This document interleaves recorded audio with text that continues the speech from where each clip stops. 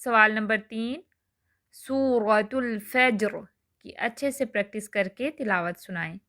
Okay, سبحانک اللہم و بحمدک اشہد ان لا الہ الا انت استغفرک و اتوب الیک۔ السلام علیکم ورحمۃ اللہ وبرکاتہ۔